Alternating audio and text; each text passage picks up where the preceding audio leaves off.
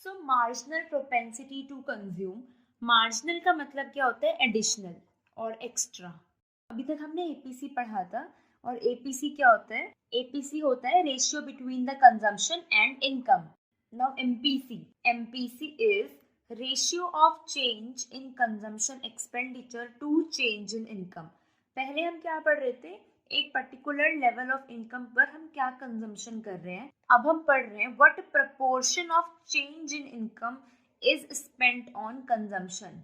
ठीक है, एक एग्जांपल देख लेते हैं, things would get much clearer. So if income of a country rises from 150 crore to rupees 300 crore, तो हमने इनकम को यहाँ पर आई से नहीं वाई से डिनोट किया है, ठीक है। And consumption expenditure goes up from 100 crore to rupees 150 crore, तो एमपीसी क्या होगा? कंजम्पशन में चेंज। पहले कंजम्पशन कितना था आपका? 100, फिर 150 था। तो चेंज कैसे निकालते हैं? जो न्यू होता है उसको माइनस करते हैं हमेशा ओल्ड से। एंड चेंज इन इनकम भी आप सेम इसी तरीके से निकालोगे।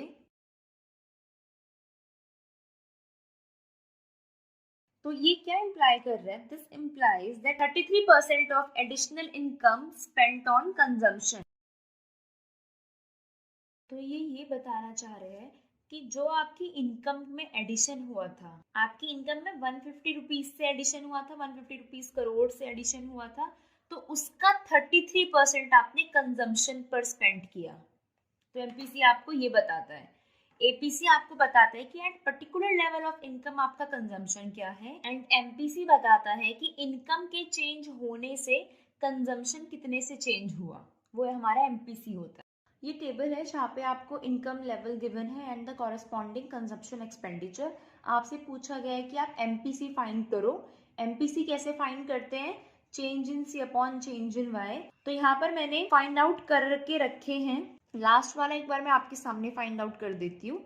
अगर मुझे यहाँ पर चेक करना है तो मैं कैसे चेक करूंगी? MPC 360 which is the new consumption minus old consumption, change in C आ गया 80, and income would be 400 minus 300 which is 100. So here 80 divided by 100 is 0.8. तो हमने ऐसे ही ये सारे फाइंड आउट करे हैं। यहाँ से हमने ये वाला जो है, लेट सपोज इसको मैंने फर्स्ट लिख लिया, तो हमने उसको ऐसे फाइंड करा है 120 माइनस 40 एंड 100 माइनस 0। सेकेंड को हमने ऐसे फाइंड आउट किया है 200 minus 120 and 200 minus 100। This is for third and this is for fourth. Slope क्या होती है? सिंपल टर्म्स में बात करें तो स्लोप क्या होती है? वर्टिकल अपॉन हॉरिजॉन्टल, और change in Y axis upon change in X axis. Change in Y axis पे आप क्या मेजर कर रहे हो? कंजम्पशन। एक्स एक्सिस पे आप क्या मेजर कर रहे हो? इनकम। यहाँ पे आप इनकम मेजर करते हो, यहाँ पर आप कंजम्पशन मेजर करते हो। तो स्लोप क्या हो गया? Change in C upon change in Y which is nothing but MPC. So MPC क्या है? स्लोप है। MPC is measuring the slope of consumption function.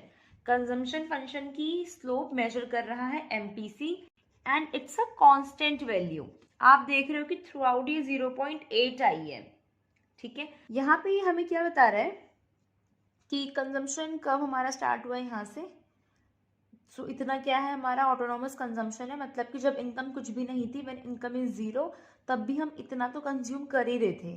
तो ये हमारा क्या हो गया? Autonomous consumption. अब आप इनकम लेवल 100 पे देखो, जब इनकम लेवल 100 है तब आप कंजम्पशन कितने का कर रहे हो? 120 का कर रहे हो। और जब आपकी इनकम जीरो है तब आप कंजम्पशन कितने का कर रहे हो? 40 का कर रहे हो। तो अगर आपको चेंज देखना है तो आप चेंज कैसे देखोगे? This is change in Y and this is change in consumption, ठीक है। 0 से 100, लाइक 100 माइनस 0, तो आपका जो 100 है वो चेंज इन Y हो गया। एंड यहाँ पर अभी आप कंज्यूम कर रहे हो 120, अर्लियर यू वर कंज्यूमिंग 40, तो 120 minus this, so 120 minus this thing would give you 80, so this would be your change in consumption. यहाँ पे क्या हुआ आपका? ये आपका ब्रेक इवन है, this is your break even point. यहाँ पे आपका इनकम और कंजम्पशन दोनों इक्वल हैं, इससे पहले आपका consumption is more than income, इस पॉइंट पे consumption is equal to income, and after that consumption is less than income. यहाँ पे consumption is more than income, यहाँ पे consumption is equal to income, and यहाँ पे consumption is less than income. ये हम ऑलरेडी एक बार डिस्कस भी कर चुके हैं। एमपीसी को हम ना बी से रिप्रेजेंट करते हैं। MPC can never be greater than 1, कभी भी 1 से ज्यादा नहीं हो सकता। अब इसका रीजन काफी लॉजिकल है। MPC is what? It is change in C upon change in Y. अगर ये ग्रेटर देन 1 होता है तो इसका क्या मतलब है कि ऊपर न्यूमरेटर में कुछ बड़ा नंबर आना चाहिए as compare to denominator. For example, अगर नीचे 100 है तो ऊपर अगर 1 लाइक सपोज 110 आएगा, तभी आपका ये 1 से ज़्यादा आएगा। अगर दोनों बराबर आते हैं तो ये 1 के इक्वल हो जाएगा। इसका मतलब क्या है कि यहाँ पर कोई बड़ा नंबर आना चाहिए, which is actually not possible. Why? Because MPC is related to a part of additional unit of income which is consumed, and that part can never be greater than the unit as a whole. कहने का ये मतलब है, आप क्या find out कर रहे हो एमपीसी में कि इनकम के चेंज होने से कंजम्पशन में कितना चेंज हुआ। अब अगर इनकम ही आपकी 100 से चेंज हो रही है तो आपका कंजम्पशन 100 से ज़्यादा से कैसे चेंज हो जाएगा? So it is not possible. इसीलिए क्या होता है, जो एमपीसी की वैल्यू है वो 0 और 1 के बीच में लाई करती है। एक बहुत इंपॉर्टेंट पॉइंट डिस्कस किया है हमने, which is value of MPC varies between 0 and 1। 1 से ज़्यादा नहीं हो सकती है वो कभी भी, और 0 से कम नहीं हो सकती है, वो भी हम देख लेते हैं। बात हो एडिशनल की, इंक्रीमेंटल की, या फिर एक्स्ट्रा की, तो आप समझ जाना कि हम बात कर रहे हैं चेंज की।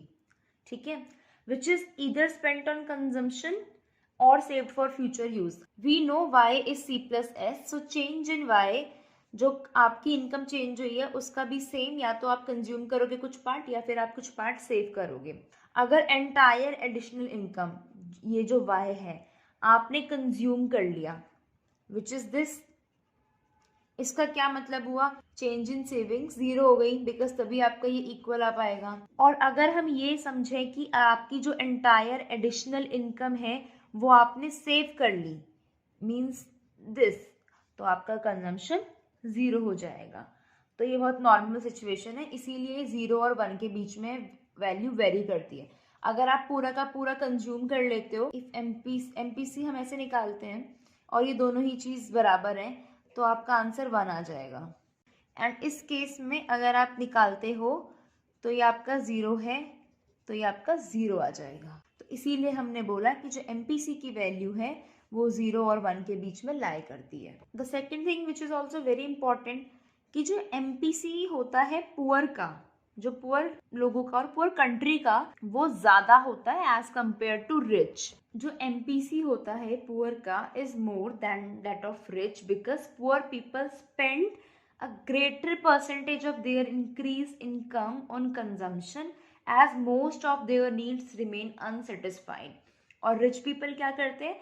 दे spend only a small proportion because they already enjoy a high standard of living, तो वो सेव करते हैं। तो इसी रीजन से जो एमपीसी होता है डेवलपिंग कंट्रीज का, वो ज्यादा होगा as compare to MPC of developed countries. The third is MPC falls with successive increase in income. It happens because an economy becomes richer. तो जैसे जैसे इकोनॉमी रिच बनती जाती है, it has tendency to consume smaller percentage of each increments to its income। तो जितना भी उसका एडिशन होता रहता है इनकम में, वो उसका small percentage, only small percentage consumption पर खर्च करती है। इसीलिए एमपीसी फॉल होता है with successive increase in income.